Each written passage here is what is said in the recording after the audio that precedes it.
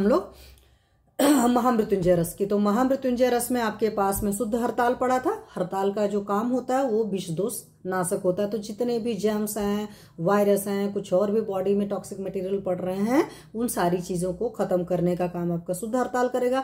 Aconitum ferox जो हमारे मतलब वत्सनाभ जी हैं, वो खुद ही बहुत बड़े हैं ज्वरग्न, और ज्वरग्न उनकी प्रॉपर्टी है। साथ में वो जो भी आपकी नाड़ी की गति होती है उसको भी सुधारते हैं। तो वत्सनाभ की एक बहुत बड़ी क्वालिटी ये भी है। जयपाल जी रेचक है, तो जयपाल जी रेचक होने की वजह से शोधन का काम करेंगे। हिंगुल जो है वो इसमें 4 भाग पड़ा है, मतलब शुरू में हरताल था और विष था, मतलब वत्सनाभ था, और जयपाल था, वो एक एक पार्ट पड़ा था। बट हिंगुल इसमें 4 तोला पड़ा है। और हिंगुल का जो मेन वर्क होता है जर्मिसाइडल प्रॉपर्टीज, मतलब चाहे बैक्टीरियल टाइप के जर्म्स मान लीजिए, चाहे आप वायरल मतलब वायरस टाइप का जर्म्स मान लीजिए, और चाहे किसी और टाइप का जर्म्स मान लीजिए, उन सारी चीजों का शमन करता है। दैट इज योर हिंगुल। और साथ में हिंगुल जो है बल्ले है। अब ये सारी जो चारों चीजें हैं, चाहे हरताल हो, चाहे वत्सनाभ हो, चाहे जयपाल हो, चाहे आपका हिंगुल हो, ये सारा शोधित हुआ लेना है। ऐसा नहीं है कि आपने विदाउट शुद्ध मतलब अशोधित मार्केट से उठा करके बना लीजिए। प्लीज इस तरह की गलती मत करिएगा कभी भी। बहुत सारे लोग क्या होता है, इसीलिए हमेशा होता है जिसका काम उसी को साजे, दूजा करे तो डंडा बाजे। तो प्लीज इस तरह के कभी काम मत करिएगा। मैंने बताया, आप गए पंसारी की दुकान से उठा लाया और बना लिया, इस तरह के काम नहीं करना है। हर चीजें शोधित चाहिए। शोधन के हमारे तरीके हैं रस शास्त्र में, उस चीजों को जो भी प्रैक्टिशनर है वो अच्छी तरीके जानते हैं। अदरवाइज आगे से मैं इस बात का भी ख्याल रखूंगी कि ये बात भी करूंगी कि किसको किस चीज से शोधन किया जाता है। साथ में इसमें कत्था जो है वो 4 भाग पड़ा, तो 2 हिंगुल और कत्था, ये दोनों चीजें बहुत अच्छे से पढ़ी हैं। सत्यानाशी के स्वरस या क्वाथ की जो भावना देनी है वो सिर्फ एक भावना देनी है। त्रिभुवन कीर्ति अगर आपको याद होगा, त्रिभुवन कीर्ति में 3-3 भावनाएं थी। तो मैंने बताया था कि 9 डेज लगेगा। इसके केस में एक ही भावना है, तो 1 दिन में हो जाएगा बड़े आराम से। तो आप क्या करिएगा, सारी चीजों का एकदम पाउडर बना लीजिएगा, उसमें भावना देकर के सुखा लीजिएगा। Ram Avtar Singh sir, Radhe Radhe sir. और इसकी जो गोली बनाएंगे, इसकी गोली की मात्रा जो है वो आपकी आधा रत्ती की है। याद है त्रिभुवन कीर्ति का आप 1 रत्ती बना रहे थे, गिलोय घनबटी जी काम कर रही थी ज्वर पर, उनका 2 रत्ती की मात्रा थी। बट इसकी आधा रत्ती की, इसकी मात्रा ज्यादा नहीं देते हैं। अगर आपको लगता है कि इसके बावजूद पेशेंट को ज्यादा सीवियर कॉन्स्टिपेशन है, तो आप चाहे डिपेंड ऑन द त्रिफला दे सकते हैं, क्योंकि त्रिफला ज्वर महाकषाय में है, मैंने आप लोग को पहले ही बताया हुआ है।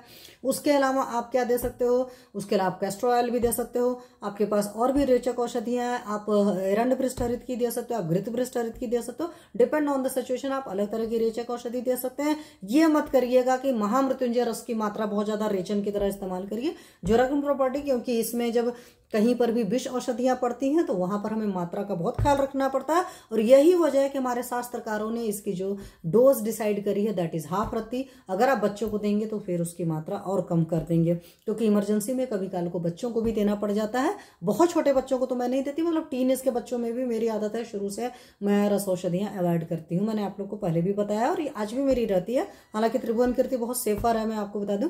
महामृत्युंजय रस भी आप टीनेज बच्चों में दे सकते हैं, ऐसा कुछ नहीं है, लेकिन सोच समझ कर दीजिएगा, ठीक है। अगर मैं इसकी डोज की बात करूं तो इसका डोज है बीडी डोज में, मतलब 1 गोली सुबह दीजिए और 1 गोली शाम दे दीजिए।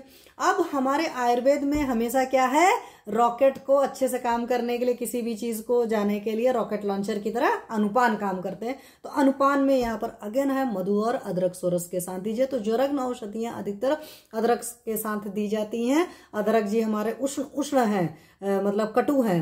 विपाक उनका मधुर नहीं है, मधुर हमारे सुंठी जी का है। तो कटु कटु उष्ण होने की वजह से दीपन पाचन करते हैं। आम का पचन करेंगे, और जितना बढ़िया आम का पचन करेंगे उतने जल्दी ज्वर सबसाइड हो जाएगा। हाँ, उन लोग में आम का पचन नहीं हो पाता जो लोग बैठ करके करते हैं कि खूब भारी भारी खाते रहते हैं, तो वहां आम का पचन नहीं हो पाता है। तो मधु और अदरक के साथ इसको दे सकते हैं बड़े अच्छे से। अगर कोई और तकलीफ में दे रहे हैं तो वहां पर उस बीमारी के अकॉर्डिंग भी अनुपान आप डिसाइड कर सकते हैं, ठीक है। तो ये रहा महामृत्युंजय रस के बारे में ये चीजें। अब महामृत्युंजय रस के बारे में अगर और बात करते हैं तो इसका उपयोग जो है वो प्लेग वाली जो कंडीशन होती थी, उस प्लेग वाली कंडीशन में आप बड़े अच्छी तरीके से दे सकते हैं।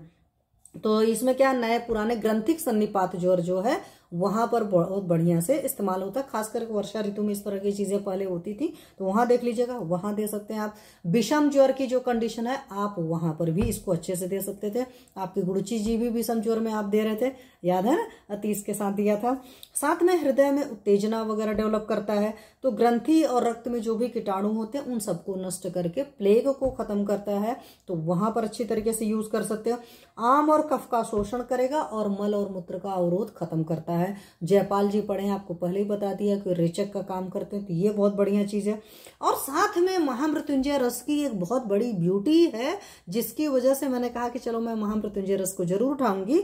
वो दुष्ट ज्वर जो होता है किसी भी तरीके से अगर ठीक नहीं हो रहा होता है, उस सारे कंडीशन में आप महामृत्युंजय रस को अच्छी तरीके से यूज कर सकते हैं। तो बहुत सारे आजकल इस तरह के फीवर होते हैं जो भी उल्टा पुल्टा खाने पीने की वजह से वो ठीक ही नहीं हो रहे हैं, तो वहां पर आप महामृत्युंजय रस दीजिए। और मैंने दिया हुआ है, तो मैंने कहा चलो मैं इस सेशन को लेती हूं और महामृत्युंजय रस के बारे में बात करते हैं।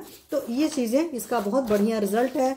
आप इस तरह का करिएगा काम और फिर बात करेंगे, ठीक है। नेक्स्ट टाइम हम इसमें किसी और चीज, तो महामृत्युंजय रस के बारे में ज्यादा कुछ सोचने की जरूरत नहीं है। बट महामृत्युंजय रस कहाँ चलाएंगे, जब कोई भी फीवर जो होता है, एक तो प्लेग वाला टाइप का होता है फीवर, उसमें दे सकते हो बड़े आराम से। और कोई ऐसा फीवर है जो किसी तरीके से सॉल्व नहीं हो रहा, तो वहां पर आप महामृत्युंजय रस बहुत अच्छे से दीजिए। चलिए नेक्स्ट टाइम एक और आपके पास में मतलब ज्वर का ही है, दैट इज महाज्वरांकुश रस, उसको भी मैंने काफी यूज किया है, उसके बारे में भी बात करेंगे नेक्स्ट टाइम, अभी नहीं, आज बस इतना ही इसके बारे में। चलिए कुछ और बातें आज के सेशन में करते हैं।